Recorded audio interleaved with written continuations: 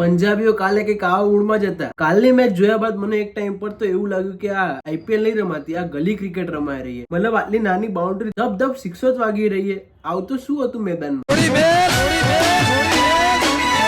RCB ના વિરાટભાઈ બધા ખુશ થઈ રહ્યા કે આટલી સારી બેટિંગ કરી તોય 263 ના થયા, આટલી સારી બેટિંગ પંજાબ વાળાએ કરી તોય 263 ના થયા. આરસીબી નો જલવો છે યાર. અને આ શશાંક નું બી જબરું ભૂલથી ખરીદાઈ ગયો હતો. પંજાબ લોકોએ બીજે શશાંક ને ખરીદવામાં આ બીજો શશાંક હતો. બે શશાંક સેમ નામ વાળા, જેમ કે અમિત ભરવાડ, બીજો અમિત ભરવાડ, એવી રીતે બીજો શશાંક હતો.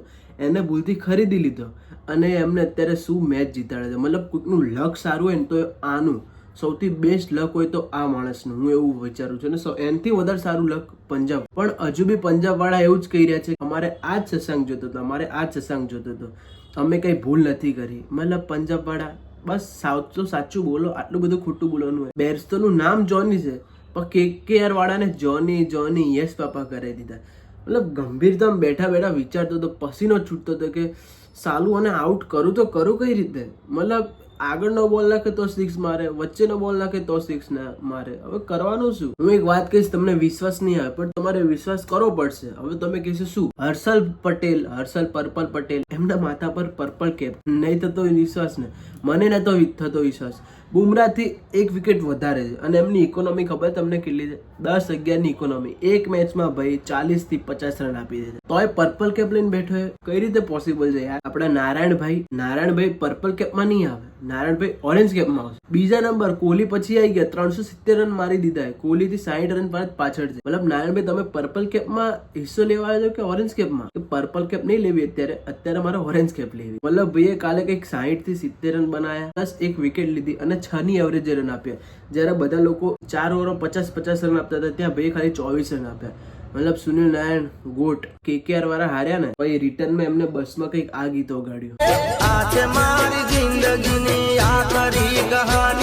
કોલકાતા નાઇટ રાઇડર 262 રન મારીને ફોર્મમાં હતું, પણ પછી હાવાજની એન્ટ્રી થઈ. હાવાજ અમારા પંજાબ વાળા, મતલબ બેર્સ્ટો તો જે માર્યા છે અને શશાંકે તો 28 બોલમાં 70 જેવા મારી દીધા. મતલબ શું રમ્યા કાલે, 300 સ્ટ્રાઇક રેટે રમ્યા. અગર કાલે પંજાબ એની 20 ઓવર રમતું અને પહેલી ઇનિંગ હોત ને તો કાલ 100% 300 રનનો ટાર્ગેટ તૂટવાનો. કારણ કે 10 બોલ બાકી હતા ને એ લોકો ઓલરેડી 265 બનાવી દીધા હતા. 10 બોલમાં 30 રન તો આરામથી એ લોકો મારી દે. કેમ ગૌતમ ગંભીર, કેસી લગી આઈગન ભાઈ સ્વાદ? કેકેઆર ના ઓપનર નું નામ ફિલ સોલ્ટ, પણ તું મારતો તો કાલે. કેકેઆર વાળા કાલ ફિલ્ડિંગ કઈક આવી રીતે કરતા હતા.